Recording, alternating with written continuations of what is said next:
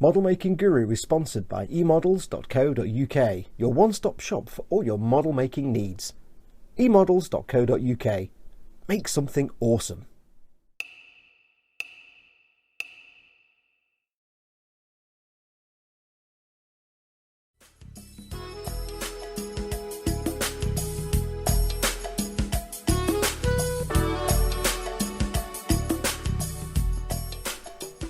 Hey everyone, it's Foxx from Model Making Guru here. Hello.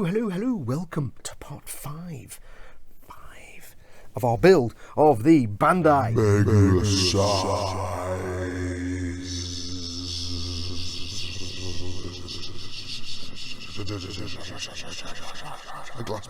glass bottle. A unicorn Gundam. Yes, I don't know why I keep doing that. It's just silliness. I like being silly.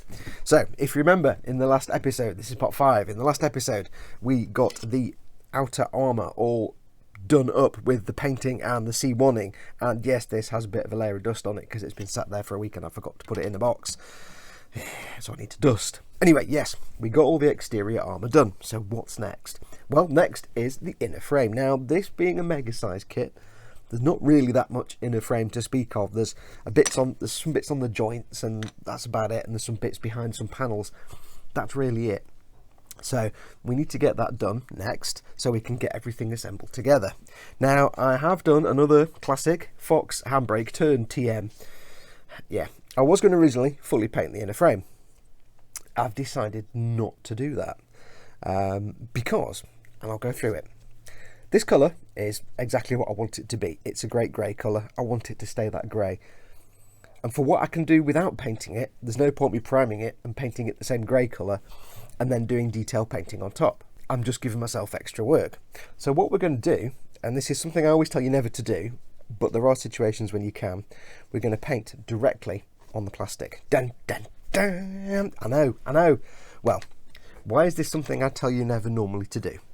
Well, with most acrylic paints, and most paints of any kind, if you paint directly onto bare plastic, the paint comes off very easily. Acrylic paint itself doesn't really want to stick to bare plastic, and acrylic paints, most of them, even when there's a primer underneath and you handle the parts, sometimes the paint does wear away. The primer just gives it a bit of extra grip and helps it bond even better. Without primer, you can paint over it, it's fine, it's just, it's not really going to stick that well. However, what you can do, especially on Gump, this is mostly on Gumpler, where you just want to maybe have the base colour but have some of the little accents on the frame, you can just paint those parts. And there is one big advantage to doing it without priming it first, which I'll show you in a bit.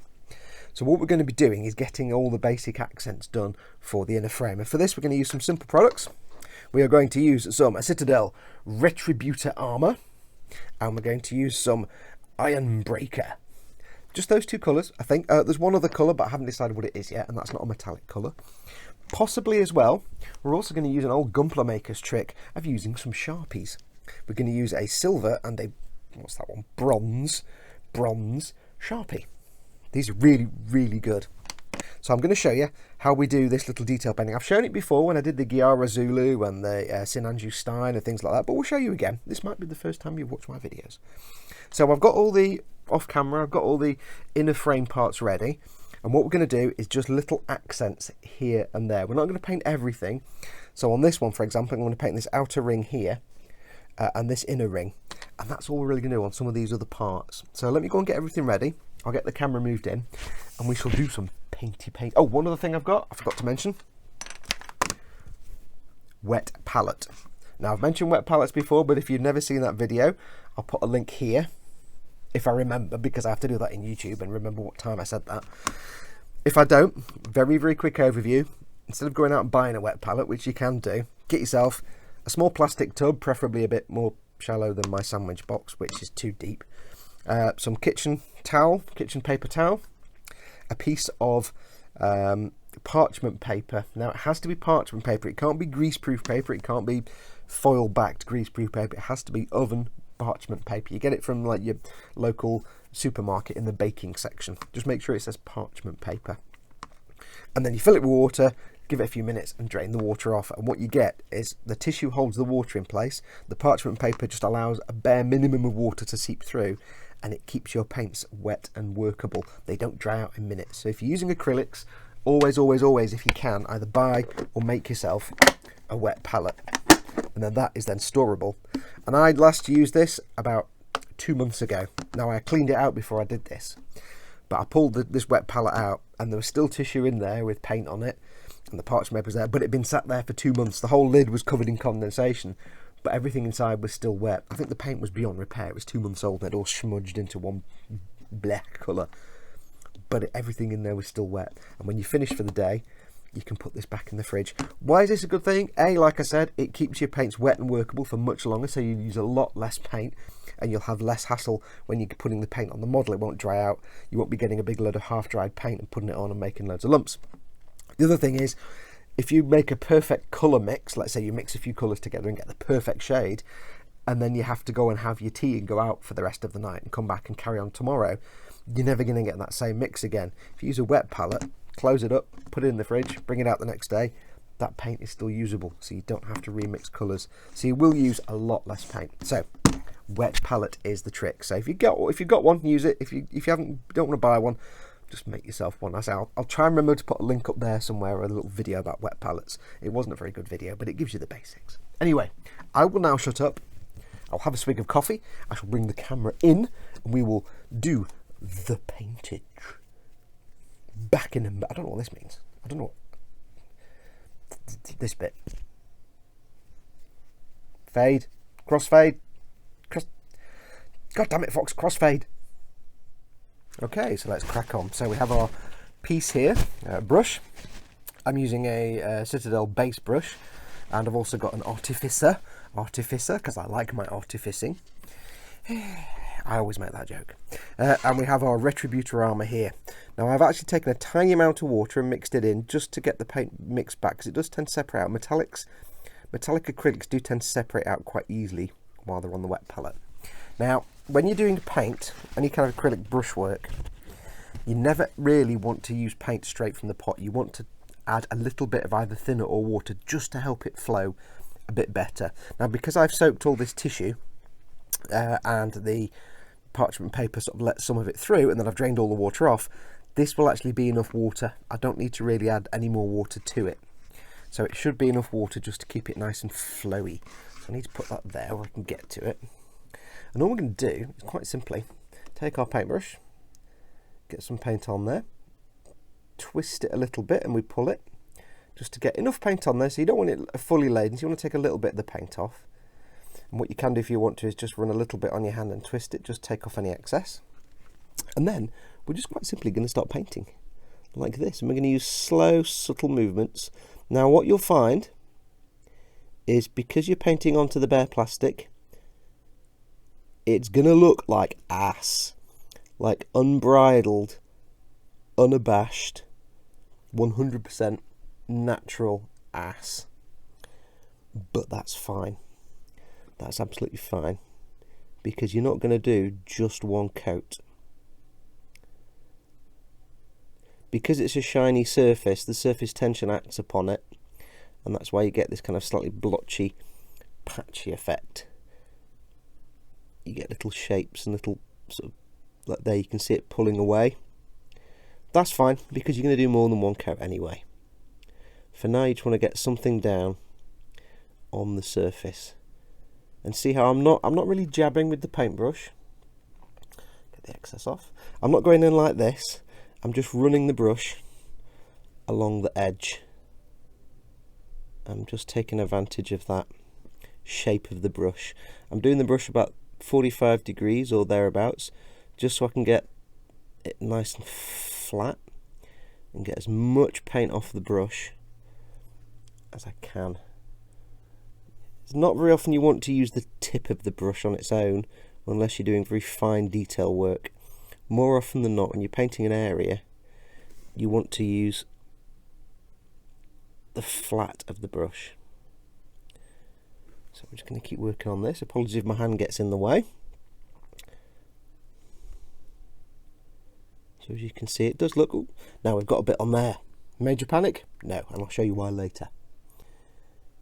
As I say, it does look a bit rubbish, but that's fine. So I'm just going to work it into this little recess here. So that's the first coat. and it looks terrible. However, let me just rinse my brush off. Rinsing, rinsing, rinsing. The beauty of these Citadel paints is that they do dry very fast, but you can also dry them with a hairdryer really quick. And if you've ever read read articles by the heavy metal group, the guys at the Games Workshop that paint get my words out, the guys that paint the models that you see in the magazines and on the internet for Games Workshop, one of their big secrets is they use a hairdryer. So let me get my hairdryer. Oh, if I can find it. I hope it's plugged in. All I'm going to do is give my hairdryer a quick blast, just to dry it off, flash it off really quickly. So 1 second.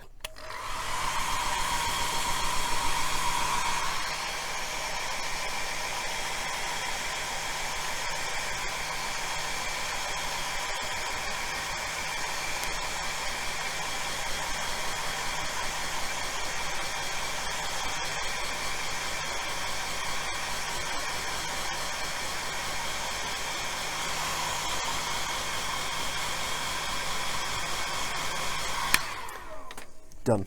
That is now dry enough for the next coat of paint. So let's do the next coat of paint. And you can see it's a lovely kind of goldy bronzy colour.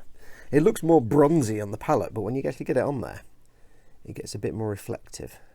So again, I don't need to add any water because there's enough water coming into it from the wet palette. Once you've used a wet palette for a few hours, you might find you start to need to start putting water into the paint just to give it some more life. So again, we're going to use slow, smooth brush strokes.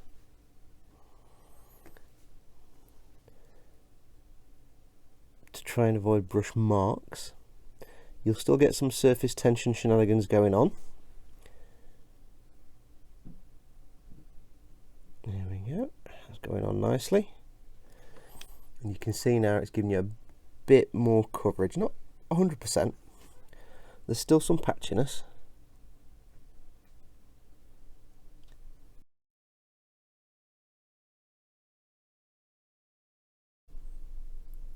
Okay, that is the second coat taken care of. Let me rinse my brush off again. For these, I'm just rinsing my brush in cold water. I'm not using brush cleaner. So get the hairdryer back and more hair drying.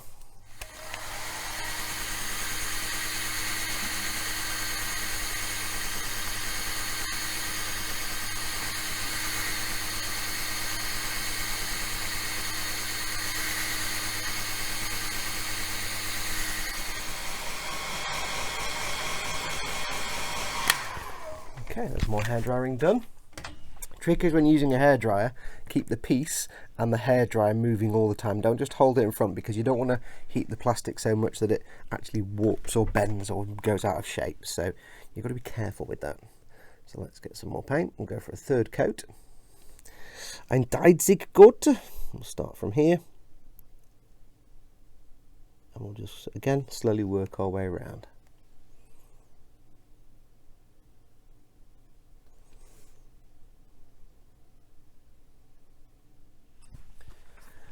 Okay, so 4 coats later and we have our gold piece, which looks pretty nice. It's a beautiful colour, this Retributor.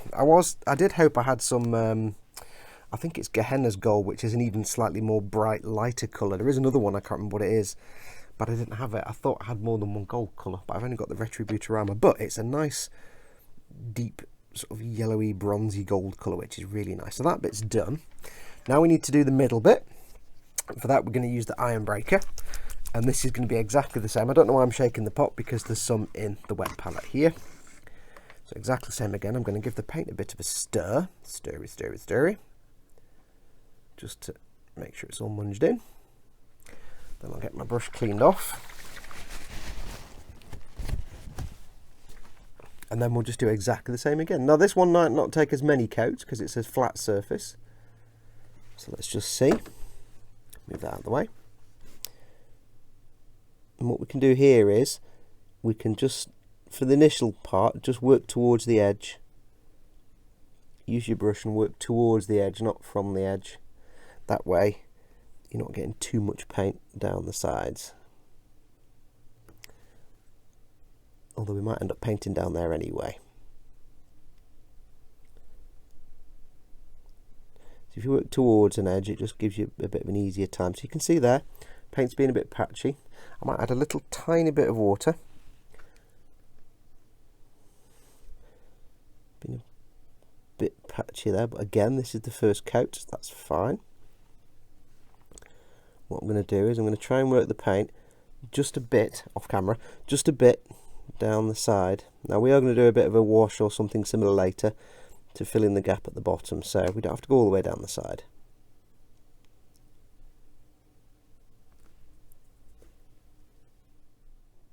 Okay, so as you can see, that's now done. Looks pretty good. And once there's a gloss coat over this, it'll look even smoother and shinier. So it looks a little bit lumpy there, but that's just the way the light bounces off it. Once it's gloss varnish, that will go away. Now, I did mention about this little bit here, where I've got some paint on the plastic, and I've done a bit here that's never going to be seen to demonstrate. One of the advantages of doing this method, one of the reasons I wanted to do this onto bare plastic is because I need to paint some nice crisp edges. And if things do go wrong, and you know, you mess up and you get a bit of paint somewhere you don't want it, it's very easy to fix. All you do, get yourself a cocktail stick, and you just very gently scrape it away, like that. That's all you do. And it's clean. So for example, on this bit here, where there's a bit of paint that's gone over the edge, all I need to do is just very gently rub that away with the cocktail stick. And I won't do it all now because I need to be close up to it to see it, and I can't do that with the camera in the way.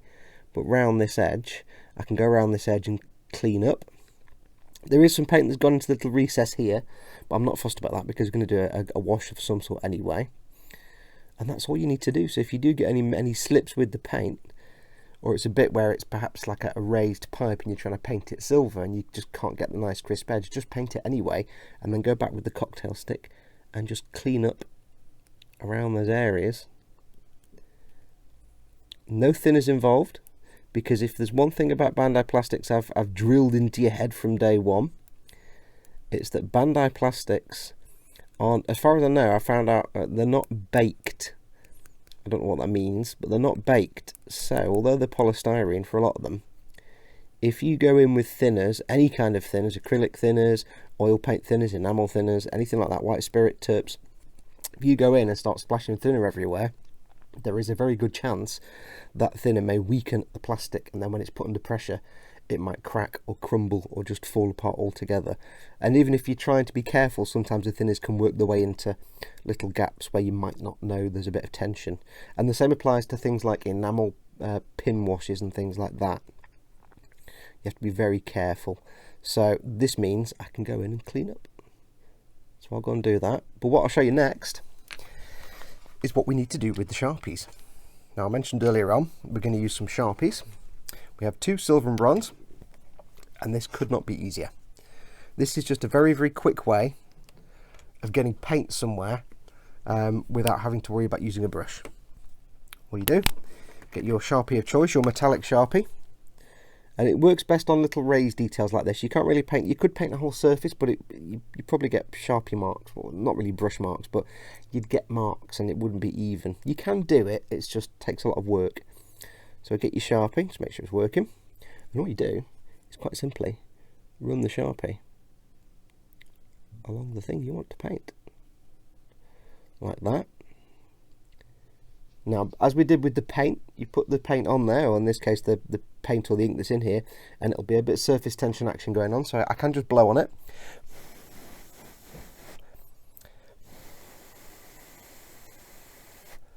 And that's enough then for the second coat. When you do a second coat though, be very gentle and don't put any pressure on. And just touch it along, because it will quite easily ruck up the paint or whatever this is in here that's already gone on there. So just touch it to it. Give it another blow.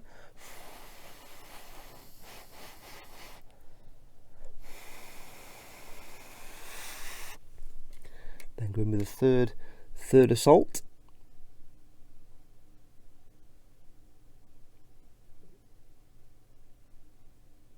And there you have it. A nicely painted detail with minimal effort. There's a bit of splooge at the end.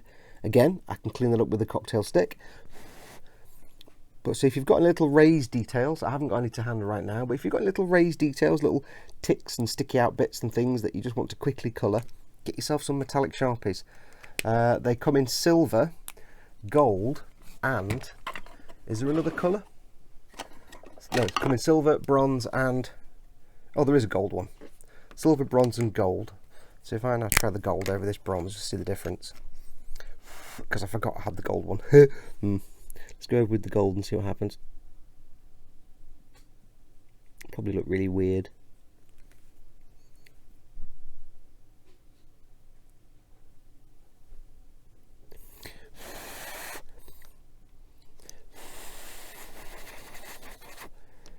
There you go. Do a couple of coats of that. Hello, where are you going? That pen just wandered off. I'll go with the gold again.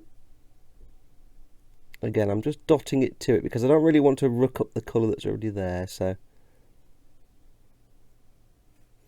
but if you're careful, you can get some really nice metallic finish with these pens.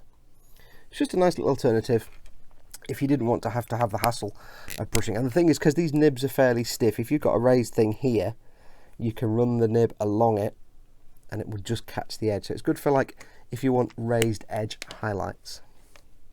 So that's that. So I'll go and finish cleaning up this. I've now got all the other bits of the internal frame to do, which should take me quite a while. So that should keep me busy, probably over the next few days. So I'll go and get these done. And when we come back, we'll need to protect this from all the next steps. And then, although this is going to be an unweathered build, I am going to do some weathering on these parts. I'm actually going to do a gunk wash with some oil paints just to give some depth. So it's not just flat grey plastic. I could do like a pin wash if I wanted to. But again, like I said before, with enamels on bare plastic, it's a risk. Plus it's fiddly. A gunk wash takes 5 minutes and it's lots more fun. And it just gives it a bit of shaded and dark effect. So I'll go and get all these finished. When we come back, we'll do the gloss varnishing. Back in a moment. Right, okay, so that's all the detail painting done. This isn't all of it, this is just a few bits, and as you can see, it's all come out looking rather spanky. The gold works really well, and the silver on the knee joints, as well as on the elbows. The tubes at the back of the knees came out quite nicely, with the silver accents, didn't do anything else on there. Also painted this rather funky bit that goes on the back of the shield. I decided to go a bit crazy with it. So you've got some nice gold colours there, which isn't accurate, because they're supposed to be, I think, magazines for the rifle, but shh. And these bits, which I just thought looked interesting as red and silver. So they're all done quite nicely. Painted lots of other little details. The little circle inside where the beam saber goes, I think that holds the beam saber in, that's there. Did things like the hips, the joints at the hips. Lots of other little bits and bobs here and there. I did find, remember I said I was using, it wasn't the gold I wanted to use, I was using Retributor armour. I did actually find the gold I meant to use, which was Auric Armour Gold. But not to worry, because it looks quite cool and we can still use this later. So what's next? Well, we're going to return to form. We're going to do a gunk wash. Yes, yes. However, we need to protect this paint first because it's not primered. There's no primer under it, so it's very tenuously gripped to the plastic. So we're going to do a gloss varnish first, just to sort of lock it in place a bit better before we start doing a gunk wash and rubbing it with a soft cloth. If you've not painted details, things like that, you can do a gunk wash straight over plastic. It's smooth enough to do a gunk wash, but I need to do something over this paint, so I'm not just rubbing the paint off when I'm rubbing the oil paint away. So we're going to do a gloss varnish on this. For the gloss varnish, as always, we're going to use my favourite Pledge Floor Care finish, 2 times more shine. 2 times more shine. Yes, you know we're going to do it. So we're going to give it some coats of that, and I will reveal to you, if you haven't seen it before, the trick of how I get a nice gloss finish with the Pledge Floor Care finish, 2 times more shine. So I'll go and get this ready, and then we'll crack on. Okay, I'm going to start by showing you something I've never shown before or mentioned. We're going to use some water, some H2O. Now, you might be wondering, why am I using water for a gloss coat? Well, the first thing you do the first thing I do whenever I spray a gloss coat is actually spray the entire inside of my spray booth with water. If you've ever worked in a body shop, you'll know why you do this. your spray booth will be full of dust and paint particles that are all lying loose on the surface. Some are stuck to it, but some are loose, especially on the foam at the back and the little spinny turntable there in the front, caked in the stuff. As soon as you start spraying, some of that will be dislodged and float around. And I know you've got a big fan on the back of your spray booth, but it's still going to be in the air. And the risk is you're spraying the gloss coat, some of this will lodge in the gloss coat, and then when you've finished and it's all dried off, you'll have a nice shiny gloss coat with lots of little dimples in it, and little blips and things from bits of dust and paint. So I always, whenever I'm doing a gloss coat, I always spray every surface in my spray booth with water. Not a lot, just a couple of cupfuls, just so that then anything that's loose on the surface is now stuck to the surface and is less likely to be dislodged. I've also replaced the tissue in the bottom of my spray booth, just because that was covered in paint and dust as well. And if you're wondering why I use tissue on the bottom of my spray booth, it's because it looks nicer than a scruffy spray booth, basically. That's it. It's just because it looks a bit nicer.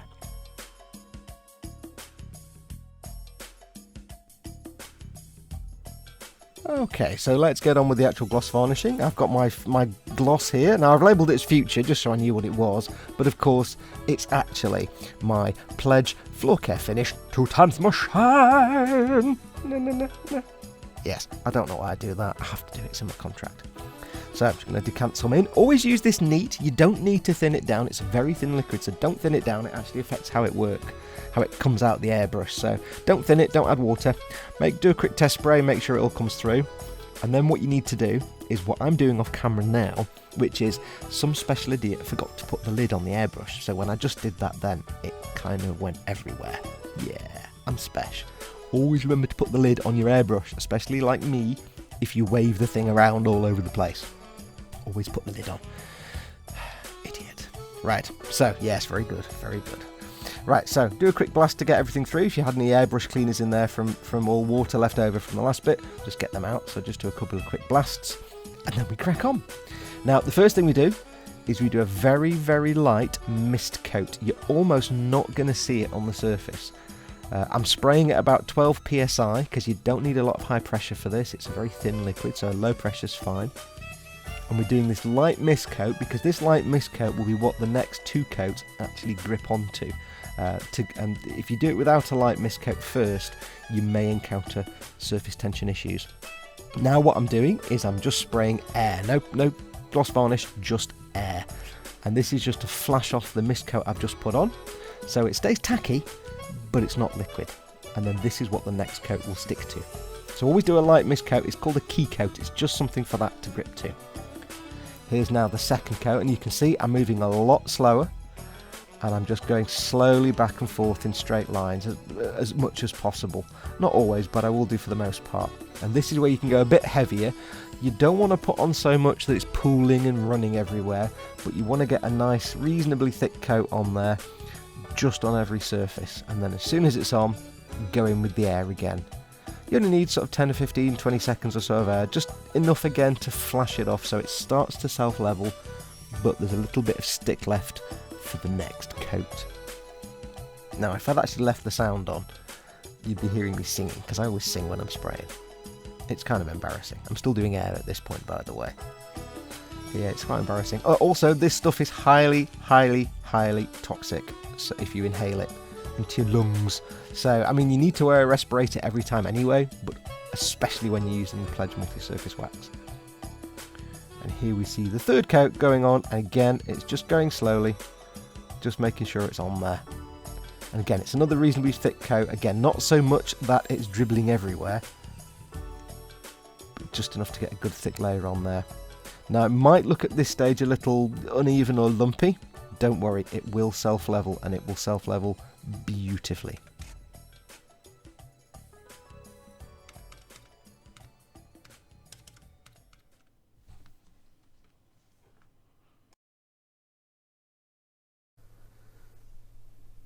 Okay, so the gloss has had 24 hours to dry, and as you can see, that's pretty spectacular. I'm really pleased with that. Nice shiny finish.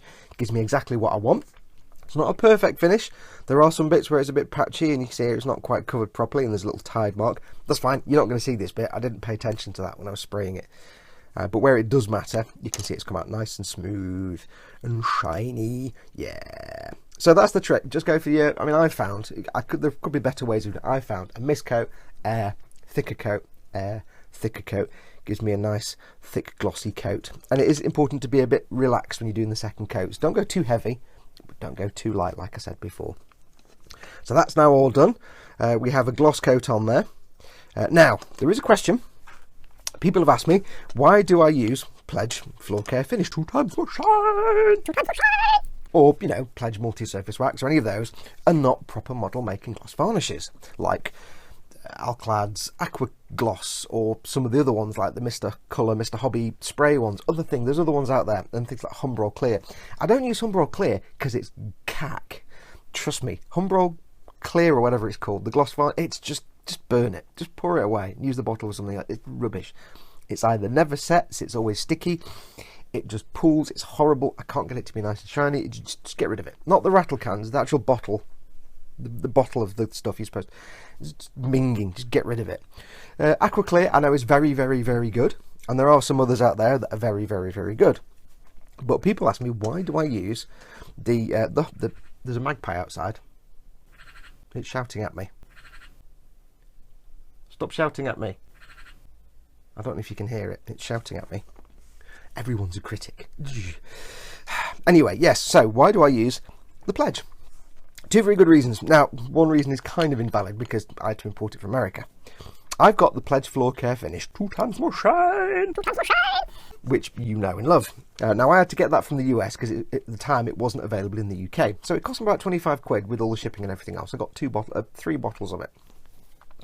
But technically it's about $5 or $7 for a bottle if you're in the US, which is about £4.50, something like that, £5. And you get 750ml, which is all the gloss varnish you will ever need. I have 3 bottles of it, and this bottle, I can't show you because I'm tipping it up, but this bottle I've used about that much so far in about 1.5 or 2 years, and there's all that left. And I've got 2 more bottles of it, and I've also got 3 bottles of the old Pledge multi-surface wax, which is what it used to be before it claimed Floor Care Finish. They change the name of it all the time. If you're in the US, just go out and get the Floor Care Finish. Look for the little 2 times more shine logo on the bottle. That's what tells you it's that one. Don't get cleaner. Anything that says cleaner on it, that's a cleaner. It will take paint off, not actually gloss varnish. Dirt cheap. If you're in the UK, you might have to hunt around. You might find some places that sell the Floor Care Finish. You might find places that still have bottles of the multi-surface wax. There is a new name for it now, and I don't know what the new name is, but hunt around. If you're in the Boom Hut, take a photograph and say to people, is this the one I need? If you're in the UK, because I can't remember what it's called. But it's like 4 or 5 quid. Now, I don't make shiny sports cars, jet fighters, anything that's going to be super, super shiny at the end. Everything I make comes out kind of matte, apart from this thing with the metal armor, but I'm not glossing it. The only reason I ever use a gloss was 2 reasons. One, 99% of the time is because I want to put on decals, or I want to do a gunk wash, or I want to do some panel lining. The gloss I put on will be covered up with weathering and everything else, and it will become matte in the end. It will cover up that gloss. So I don't care that it's not the most glossy surface. The only thing I care about is that it gives me a shiny surface that paint can either flow along or slide off. That's the only reason I do it. Occasionally I will have parts on a model where I want to just pick out a little metal piece on something that needs to be shiny when the rest of the model is matte, or I might have a little display screen that I want to get some gloss in there to make it look like a display monitor or something like that. I want to make a cockpit look shiny, something like that. And for those, Pledge is absolutely fine. It's absolutely fine. I'm not looking for a sports car finish. If I did at any point in the future, and I won't, so don't ask me, if I do at any point in the future make a shiny sports car or a fighter jet that needs to look brand new and spanky and shiny or something like that, then I would get myself some proper model making gloss varnish. I just really don't want to spend £11 or £12 on a bottle this kind of size. This isn't varnish, but this kind of size of gloss varnish that will last me maybe 1 model, maybe 2, depending on what I'm doing, just so I can put it on the model, put some decals on, put another coat on, and then cover it over with matte varnish or weathering, or do it on a model and then cover it in oil paint for a gunk wash. This is a purely utility coat. I don't need to spend money on this bit if I can avoid it. So I'd rather use my £4.50 a bottle Pledge which will last me for years and years, because I've got two or three bottles of the new stuff, and I've got literally 3 bottles of the old multi-service wax. That will last me at least a decade. I'm not going to have to refill that anytime soon. So it's economies of scale. If you're just doing a throwaway gloss coat that's not going to be there at the end, don't use your expensive stuff. You know what I mean? It's not worth it. When you've got the Queen coming to dinner, you get out your finest china and you make the finest meal, and you have the finest chefs to produce the food. When it's your mate from the pub who's going to come round and down some cans, and you're going to watch some ropey film, like, you know, whatever, on TV, and hang out for 3 hours, you get a couple of Rustler's burgers and bang them in the microwave. You don't use the expensive cutlery and get the expensive chef.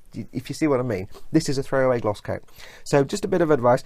This is an expensive hobby. You don't always need to spend the big bucks to get the results. So throwaway coats like this, you can use the Pledge. So there you go. That's why I use the Pledge. A lot of people balk at the Adhesive Pledge. Oh, it's not a proper gloss varnish, it's not so shiny.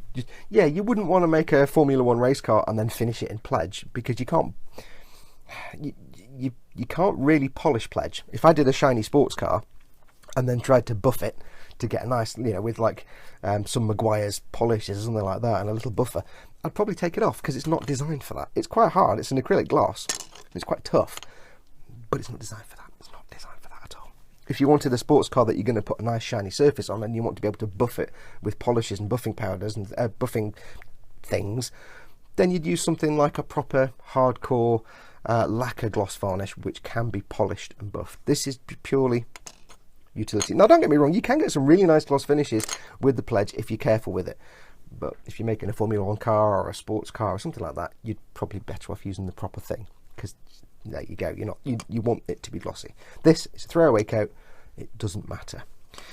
The other thing you can use the Pledge for as well is to make what's known as a magic wash, which is like if you paint tabletop miniatures, like your Warhammer stuff and all that kind of thing, and you do washes with inks, you have to thin the inks down to do a wash over a figure. So you want the ink to collect in the recesses. You have to thin it down.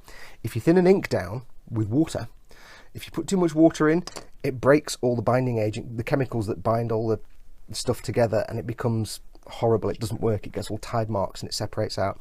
You can use Pledge instead of water to thin inks, and it maintains the integrity of the ink, the acrylic binders in there, so you can thin them quite a lot and use them on your models. It comes out glossy. You can matte varnish. A little bit of extra information for you. Anyway, what's next? Next is the next episode. It's the gunk wash next, but I'm aware there's not a whole ton of stuff left to do now, so I don't want the next episode to be 10 minutes. So we're going to leave it here with the gloss ready for... I didn't want to do half the gloss, the gunk wash, and then leave you halfway after an episode. So we've left it here. The next episode we'll get the gunk wash done on these parts, and the last few bits we need to paint the V-fin, get it all built and all the last bits and bobs, and then we're done. So we're going to leave it there. Thank you so much for watching. I do love you very dearly. Happy New Year to everybody, by the way. I forgot to say that at the start. I'm filming this at the start of January. I was going to say something. I was going to say, yes, don't forget, if you want to hang out with other model makers and you're a bit of a nutter, then you need to go to the Model Makers Boom Hut. Address is here. Facebook.com/groups/Model Boom Hut. Over 3,000 people now, approaching 3,500 people. Good place to hang out, chill out with your mates, show off your work, and get great feedback. It's a very, very friendly atmosphere. We don't allow rivet counting and bullying and things like that. We police that quite strongly. So do pop along. We also now have a Discord. I had to think of the word then. A Discord for Boom Hut members, or for anybody. Anybody is welcome. I'll put the address here because I can't remember tell you what it is, because it's some funky short address. I'll put the address here and I'll put it in the description. It's open to everybody. It's like the Boom Hut but live. It's 24 hours a day, 365 a year. Just go in and hang out with your mates, chat. You can post up pictures. If you have a question, say, hey, can I use this product? You can do it in the Boom Hut, but you might have to wait for a reply. If you do it in the Discord, you get a reply straight away, because it's live chat and it's 24/7. And last of all, don't forget, of course, you can support me if you wish to on Patreon. If you like what you're watching here, please like and subscribe anyway, obviously, and tick the bell like YouTube stuff. But if you'd really like to, you can support me via Patreon, address here, and that just allows me to keep going, keep doing this as my living, keep making videos for you, and I appreciate everyone that helps out. There is a new $1 a month pledge amount that I've added there, so if you've been thinking about it, $1 more to your liking, go on, stick $1 on it. It's $1 a month. There you go, and you get to keep this lunacy going on. Yes. So I will shut up now because I've been talking for 3/4 of an hour.